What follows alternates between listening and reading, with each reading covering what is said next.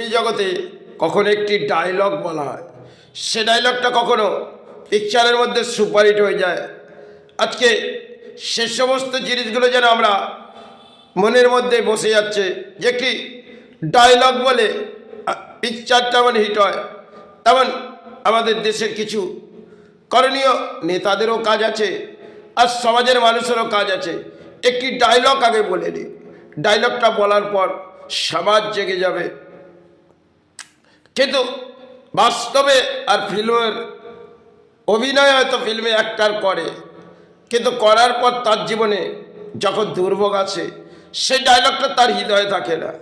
তাহলে সেটা যখন হৃদয়ে থাকে না, যিনি রাজনীতিতেও একটি ডায়লগ ছাড়লেন বটে, সেটা সমাজের মাঝে হৃদয়ে এলো না কেন? আমরা মানুষ্য জন্মে এমন কিছু পেয়ে গেছি আজকে, একটি ইন্টারনেট, আর সেটা নিয়ে আমরা ছড়িয়ে বসি।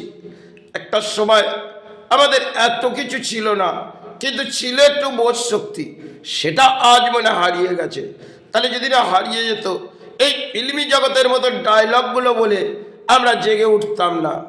কারণ জেগে ওঠার একটা নিদ্রার বাস থেকে জাগলেন, শরীরটা একটুখানি হালকা হলেন, আবার আপনাকে লড়াই করতে হলেন।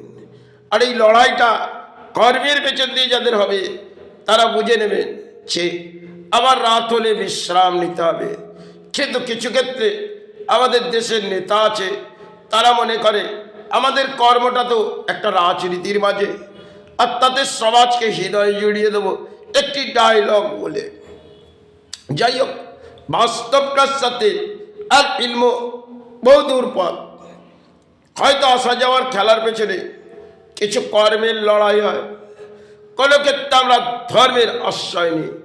যখন আমরা অধর্মের আশ্রয় নিই, তখন কিন্তু এই প্রকৃতিতে আমাদের মানুষ্য জন্মে একটা দণ্ড আসে। সে দণ্ডটা কিন্তু আমরা মনে করি আমরা মাথা পেতে নেব না, কিন্তু নিতে বাধ্যগত হয়। সমাজে দেখবেন কিছু বলি আমরা সমাজ জাগানোর প্রতীক্ষা হয়, কিন্তু এই সমাজ ভেঙে পড়ে। এই সমাজ উৎপাত ছাড় কারণে সমাজ ভেঙে পড়ে। আর কিছু বলি বলে হৃদয় জাগিয়ে দেব, সেই বলিটাও ভেঙে পড়ে। কারণ এই সমাজের যে পরিস্থিতি, তার মেরুদণ্ড জেগে উঠবে না।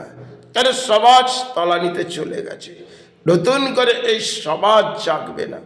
ধর্ম ধর্ম করে চিৎকার করে সমাজ তো জেগে উঠবে না।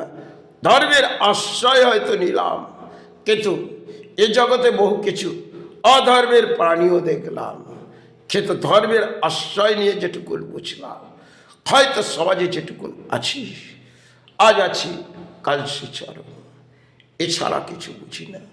তাই সমাজের পরিস্থিতি তা হয়তো অত্যন্ত দুর্ভাগ্য।